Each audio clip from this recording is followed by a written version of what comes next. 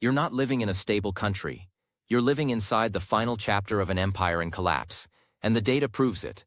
The U.S. government is adding $1 trillion in debt every 100 days. We now pay more to service debt than we spend on the entire military. Over 60% of Americans can't afford a $400 emergency. Crime is exploding in major cities, fertility is in freefall, and nearly half the country believes a civil war is coming. This isn't decline. This is the pattern, the same one that destroyed Spain, Britain, and the Soviet Union. 7 stages. America has already completed all but one. And when the last one hits, it won't be slow. It will be instant. Let me show you what's coming next. Every collapsing empire believes it has something special that makes it immune. Spain had gold, Britain had ships, the Soviets had ideology, and America has Silicon Valley. We convince ourselves that because we lead in artificial intelligence, chip design, and software, the laws of economic physics somehow don't apply to us. But here's the cold truth. Technological dominance does not prevent collapse, it often accelerates it. In 2023, 7 of the top 10 companies in the world by market cap were American tech firms: Apple, Microsoft, Alphabet, Amazon, Nvidia, Meta, Tesla. Together, they represented over $12 trillion in value. That's 4 times more than the GDP of Germany. But none of that value exists without global demand for the dollar and the system it props up. And right now, the world is decoupling. China is building its own operating systems. Europe is pushing digital sovereignty. Even Russia has banned Western software and payment networks. Meanwhile, the U.S. is cannibalizing its tech sector with regulation, export bans, and rising capital costs from ballooning debt. The AI race? America leads today. But Taiwan makes the chips. South Korea, the displays. Rare earth metals come from China. And without a global economic system that trusts in the dollar, those supply chains snap. We tell ourselves innovation will save us.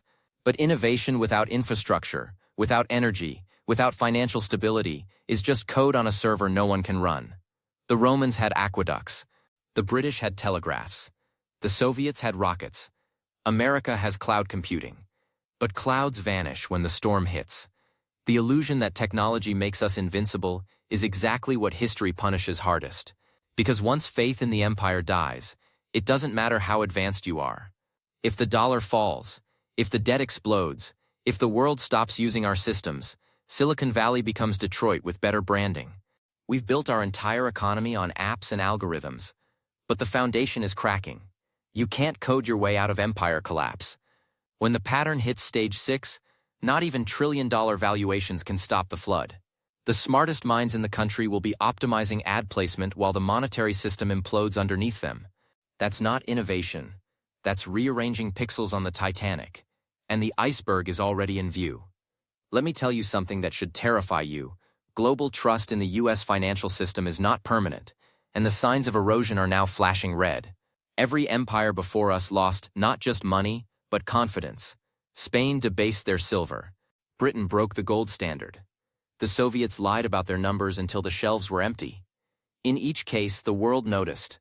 And when the world noticed, they withdrew.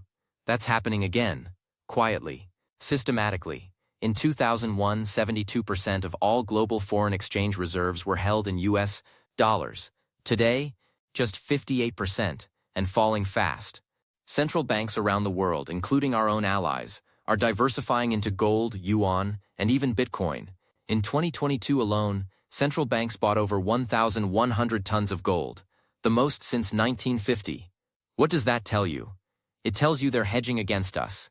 In April 2023, the BRICS nations, Brazil, Russia, India, China, and South Africa, announced a joint currency initiative backed by commodities, bypassing the dollar. Western media barely covered it. But Malaysia, Saudi Arabia, Iran, Argentina, and even France started cutting deals in non-dollar denominations.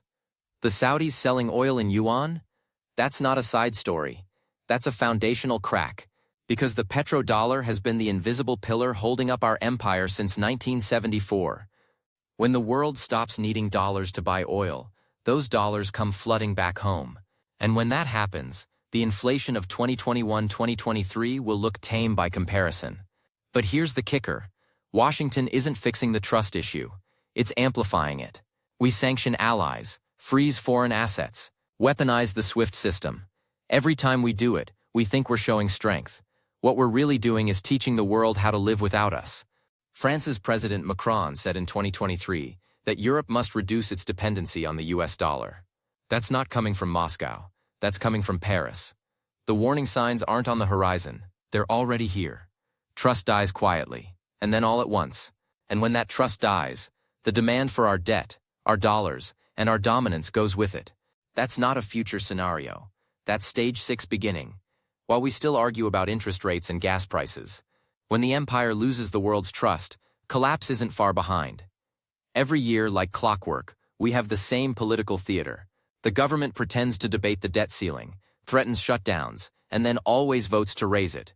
But let me explain something no one in Washington will admit. The debt ceiling is a lie. The real issue isn't the ceiling, it's the floor. Because the level of debt we now consider normal would have been apocalyptic 20 years ago. In 2000, the U.S. national debt was $5.6 trillion. Today, over $36 trillion and rising by $2 trillion per year, even during peacetime and full employment. That's not governance. That's financial nihilism. And here's the math no one wants to do. Every 1% rise in interest rates adds $360 billion in annual debt service. At current rates, interest alone is set to exceed $1 trillion per year by 2026. That's more than we spend on defense, more than Medicare, more than any single agency. We're not taxing to fund government. We're taxing to pay interest on the money we've already spent. And that assumes we don't borrow even more. Which we will, because the political class has no reverse gear. In 2024, we added $1.8 trillion in new debt. That's $5 billion per day. And where does that money go? Not into factories, not into infrastructure. It's used to service entitlements, subsidize speculation, and prop up a system that is already insolvent by any real accounting standard. You think we'll grow our way out? Think again. Our GDP growth is anemic, our demographics are imploding, and the cost of living is outpacing wages for the bottom 70% of households. This isn't sustainable. It's mathematically irreversible. Japan has 260% debt to GDP, but they have a trade surplus, social cohesion, and domestic buyers for their debt. We don't. We need foreigners to fund our deficits. But they're pulling back. China's holdings of U.S. treasuries have fallen below $800 billion, the lowest since 2009. Foreign demand is drying up, and when there are no buyers left, the Fed steps in and prints. That's not a solution. That's the beginning of the final stage, the collapse of monetary credibility. So the next time someone says, "We just raised the debt ceiling," tell them the ceiling's not the problem. The floor is falling out from under us. Let's not sugarcoat this. America is not a unified nation anymore. We are a continent-sized economy, with the political cohesion of a broken marriage. Red states hate blue states. Urban elites mock rural workers. Generations no longer understand each other. And when civic unity dies, empires don't just weaken, they disintegrate. Rome wasn't sacked just by barbarians. It was torn apart from the inside first. The same happened to Spain, Britain, and especially the Soviet Union. But what makes America's fracture so volatile is that it's happening during peace, during economic growth on paper, and during peacetime governance. In other words, the internal collapse is happening not because of outside pressure, but because the system has devoured itself. In 2024, nearly 50% of Americans said they expect a civil war in their lifetime, not hypothetically, not as some far-off dystopia, but as a serious looming reality. That number has doubled in just 5 years. Think about that. Half the population of the most powerful empire on Earth believes the country may explode from within. That's not healthy skepticism. That's pre-collapse psychology. This isn't about partisanship anymore. It's existential. And here's what most people don't know. No superpower has ever survived this level of internal polarization during a debt crisis. Not one. When Spain began to fracture internally in the 1600s, regional revolts accelerated the collapse. When Britain lost its political unity over empire management and labor unrest post-WWI, the empire began to dissolve. When the Soviet Union saw nationalist movements surge in the Baltics, Caucasus, and Ukraine, Moscow lost its grip, and then the whole structure imploded in under 3 years. In America, the seeds are already in bloom. 20 states are pushing for stronger autonomy or nullification laws. Cities openly defy federal immigration rules. Governors deploy their own national guards to secure borders. We are watching the federal system hollow out in real time, and no one can stop it, because no one agrees on what the United States should even be anymore. The media? Completely distrusted. The political parties? Functionally civil war factions. In 2025, 78% of Americans believe the country is on the wrong track, but they can't even agree on what right track means. That's how terminal the fracture is. When the economy begins to collapse, when entitlements vanish, food stamps fail, and pension checks bounce, it won't just be a financial panic, it will be a tribal explosion. Already 2024 saw over 300 politically motivated acts of violence that we know of. Election integrity is questioned before votes are even cast. Civil lawsuits have become weapons. And average Americans have stopped believing their neighbors are countrymen. They see them as enemies. That is not a political disagreement. That is pre-conflict fragmentation, the kind that makes countries ungovernable. And that's the final signal before stage 6. Because when the population no longer believes in the system, and the government can't enforce its will without consent, collapse accelerates. It won't look like tanks in the streets at first. It'll look like governors refusing federal orders, sheriffs ignoring Supreme Court rulings, cities issuing their own currency, or refusing to remit taxes. It'll look like soft secession, until it turns hard. Empires don't die from military defeat. They die when no one's willing to fight for them anymore. That's where we are. And the dollar's status, stage 6, is the next to fall. Everyone thinks losing reserve currency status will look like an explosion, like a breaking news alert, or a Wall Street crash. But that's not how reserve currencies die. They die quietly, like a star running out of hydrogen glowing brightly until it just fades into darkness. And make no mistake, the dollar is already fading. It's still the global reserve currency. Yes, but the foundation is rotting, and the termites are already visible to anyone paying attention. In 2001, 72% of global central bank reserves were held in US dollars. By 2024, that number had dropped below 58%. That's a 14-point collapse in just 2 decades, and the decline is accelerating. And what are they replacing those reserves with? Gold, yuan, even cryptocurrency.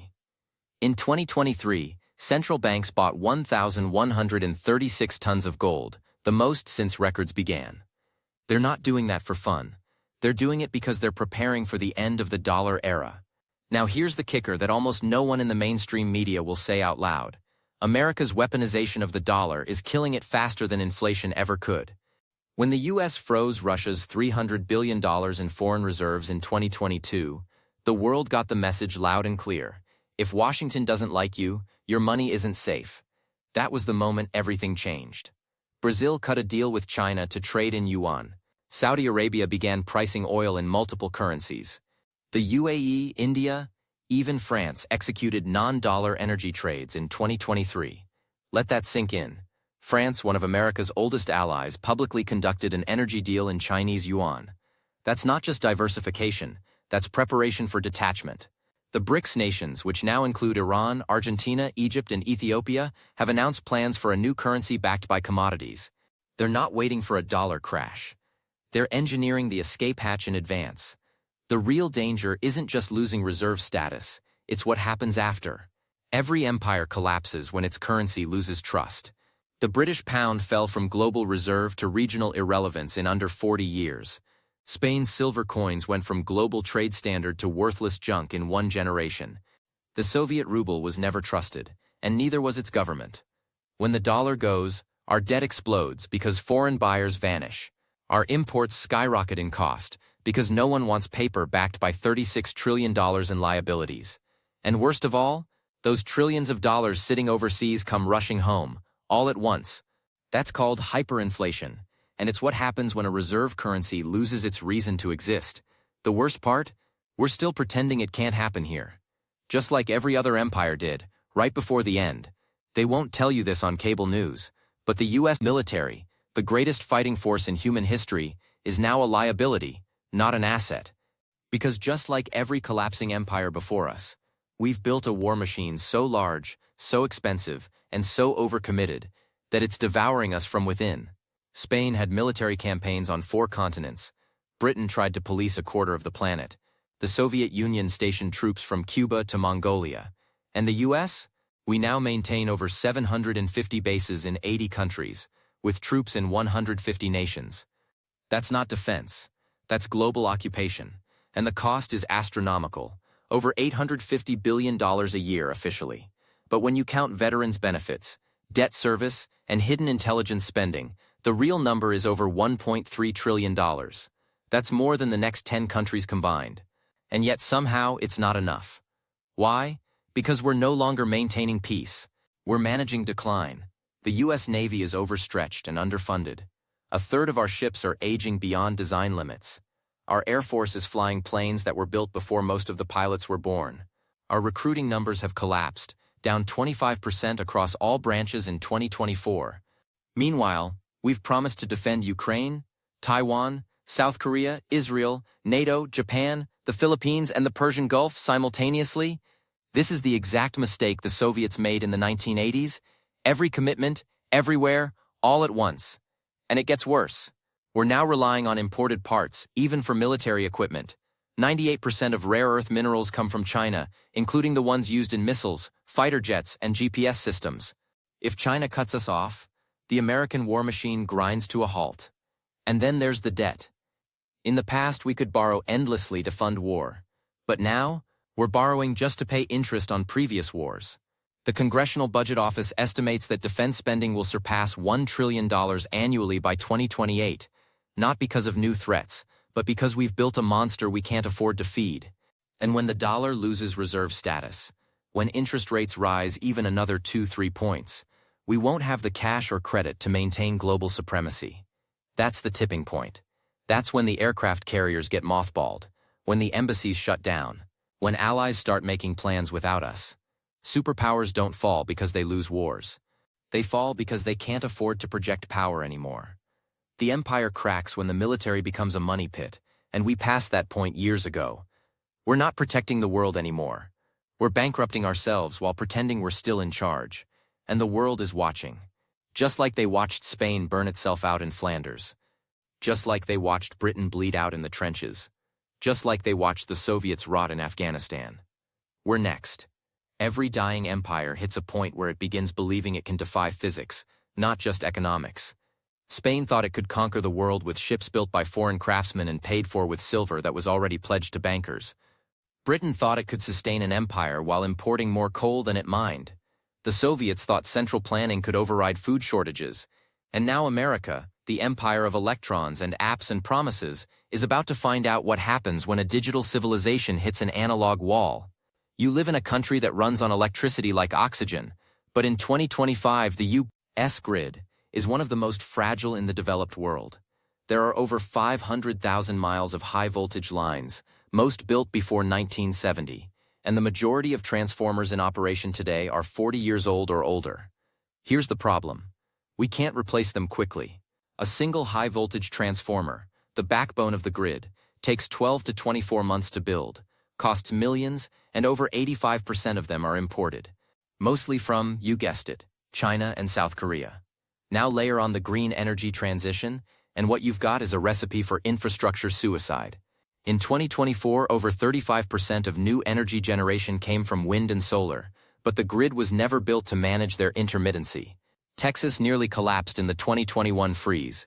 California flirts with rolling blackouts every summer, and all of it is underpinned by the assumption that electricity demand will stay flat. It won't. The AI boom, electric vehicles, heat pumps, data centers, they're going to double demand in a decade. And our grid isn't even stable under current load. You want to understand how an empire collapses in the modern age? It looks like a city without power, a bank that can't process payments, a supermarket with no refrigeration, an internet that stops mid-sentence. This isn't theoretical. In January 2023, a single cold snap in the Midwest forced power plants to shed over 90 gigawatts of load, enough to power 70 million homes. And when the dollar collapses, when imports vanish, when transformers stop arriving from overseas, you won't just see a technical failure. You'll see societal breakdown. Police, water, food, communication, all of it depends on a power system that no one in Washington actually understands. We built an empire on electricity, and now we can't maintain the machine that runs it. That's not just decline, that's collapse, waiting for a fuse to blow. Every empire believes its people will hold the line, that the middle class will carry the burden, that society can take one more hit. But history tells a brutal truth. When the middle class breaks, the collapse becomes irreversible. Spain's merchant class evaporated when inflation destroyed savings. Britain's working class was gutted by global competition and war debt. The Soviet middle engineers, teachers, bureaucrats fell into poverty when wages couldn't buy bread. And here in America, the middle class is statistically dead. We just haven't put it in the obituary yet. Let's start with the math. In 1971, the average American household could survive on a single income, buy a home, raise a family, and save for retirement. In 2024, that same household needs 2 incomes, a mountain of debt, and is 1 paycheck away from default. 60% of Americans live paycheck to paycheck. 40% can't cover a $400 emergency. And the median net worth? For people under 40, it's less than $30,000. Meanwhile, housing prices have tripled since 2000. Wages have barely moved, and the average mortgage payment is now over $2,800 a month. That's double what it was just 4 years ago. But here's the part no one talks about: the collapse of aspiration. The American middle class wasn't just about money, it was about the belief that effort led to stability. That if you worked hard, you'd own a home, retire with dignity, give your kids a better life. That belief is gone. In 2023, for the first time in Gallup polling history, more than half of young Americans said they don't believe they'll be better off than their parents. That's not pessimism. That's systemic disillusionment. And it's the final emotional ingredient before revolt, migration, or total withdrawal. So what fills the vacuum? Credit cards, government subsidies, delusion. Americans now owe over $1.13 trillion in credit card debt, with interest rates averaging over 22%. Student loans? $1.6 trillion. Auto loans? At record highs. Every corner of middle-class life is now financed with debt, serviced by anxiety, and wrapped in a fading flag of nostalgia. We are no longer a middle-class nation. We are a two-tiered economy, an elite class protected by asset bubbles, and a working population squeezed until they snap. This is what the end looks like. Not riots yet, not rebellion yet, but a slow withdrawal of faith, of hope, of effort, and when the people who keep the lights on, deliver your food, fix your water, and teach your kids no longer believe in the system, that's not decline. That's collapse with a time delay. By the time an empire reaches this stage, the facade is still up, the buildings still stand, the politicians still smile for cameras, but the system, it's already dead. And here in the U.S., our political structure, our constitutional machinery, our sacred checks and balances, has become a museum exhibit with no functioning electricity. You feel it every day, even if you can't name it. The system no longer works. It only performs. And every collapsing superpower had this exact moment. In Spain, it was the endless court intrigues, the imperial councils that couldn't enforce royal decrees. In Britain, it was the paralysis between parliament and monarchy, between empire and economy, while the world moved on. In the Soviet Union, it was a Politburo issuing mandates that no longer shaped reality. Now look at America. In 2025, Congress's approval rating is 13% lower than colonoscopies, used car salesmen, or cockroaches. We're governed by a gerontocracy, where the average age in the Senate is 64, and leaders routinely hold office into their 80s. More than half of Congress are millionaires, legislating for a country where over 60% live paycheck to paycheck. That's not democracy. That's aristocracy in denial. But here's the real collapse. Gridlock isn't the bug. It's the feature. The parties don't want compromise. They want control. And increasingly, their voters want revenge, not governance. In 2024, 47% of Americans said they had zero trust in election outcomes if their candidate lost. Courts are politicized. Agencies are weaponized. Presidents rule by executive order. Every election feels like a war. And when one side wins, half the country assumes it's illegitimate. The founders built a system for disagreements, not existential tribal warfare. But we're past disagreement. We are now in a soft civil war, fought with lawsuits, boycotts, street violence, censorship, and threats of secession. And just like late-stage Rome or the final days of the USSR, the central government is losing control. Not in theory. In fact, border states ignoring federal immigration laws, sanctuary cities refusing national orders, states introducing their own currencies, gun laws, energy policies. The United States is no longer united. We haven't rewritten the Constitution yet, but we've stopped following it in all but form. That's how you know collapse is already here. The law still exists, but the consent of the governed is gone. The rituals continue, the empire still holds elections, but no one believes anymore. We're a republic in name only, and that name is cracking. Here's the part no one wants to hear. Not politicians, not pundits, not investors desperately clinging to optimism. The collapse has already begun. It's not coming in the future. It's not hypothetical. It's already happening right now in front of you. The pattern is complete. The math is locked in. And now we wait for velocity.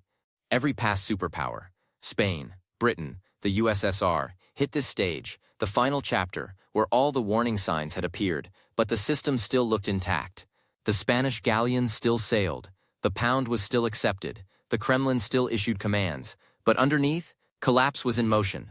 And when it arrived, it wasn't slow. It was spectacular. Spain defaulted 4 times in 40 years. Britain lost its empire in a single generation. The Soviet Union ceased to exist in 900 days. Not from war, from economic and political implosion. And now, it's our turn. In the last 5 years alone, the United States has printed $6 trillion from thin air. We've added over $10 trillion in new debt. We've had 2 banking crises, a government debt downgrade. Interest payments now outpace defense spending. Foreign buyers are dumping U.S. treasuries. Gold demand is at record highs. The BRICS alliance is developing a commodity-backed alternative to the dollar. Cities are collapsing under crime, homelessness, and inflation. Fertility rates have plunged to 1.6, well below replacement. Young people can't buy homes. Seniors can't afford retirement. Civic trust has been annihilated. Political institutions are openly breaking down. And yet, the empire still insists it's fine. That's how every collapse looks right before the speed hits. The final stage, the real collapse, isn't when the system stops working. It's when it stops pretending. When the markets open and the dollar has lost 20% overnight. When pensions are wiped out in a weekend. When ATMs stop dispensing cash. When gas stations have lines around the block. When the Federal Reserve holds an emergency meeting on Sunday night and fails. That's what the endgame looks like. The moment the belief dies. And once belief dies, everything else dies with it. 3 times this happened before. Spain, Britain, the Soviet Union. Every time they said, it can't happen here. And then it did. We're not approaching collapse, we're inside it. You've seen the pattern. 7 stages, 3 fallen empires, and now 1 superpower standing on the same trapdoor. Spain had silver. Britain had colonies. The Soviets had ideology. We have debt, delusion, and distraction. And every decision we're making is accelerating the collapse, not avoiding it. We are not special. We are not immune. The math doesn't care about patriotism. History doesn't care about slogans. And the collapse won't wait for permission. When the dollar breaks, when the grid fails, when the debt bubble pops, no election, no bailout, no stimulus check will stop it. This isn't fear-mongering. It's a blueprint, a replay. And it's already happening. In your grocery bill. In your rent. In your bank account. In your sense that something is deeply wrong but no one in charge seems to notice or care. So now you have a choice. Pretend it's business as usual, or face the storm with your eyes open. Because when it hits, and it will, you'll want to remember who warned you, before it was too late.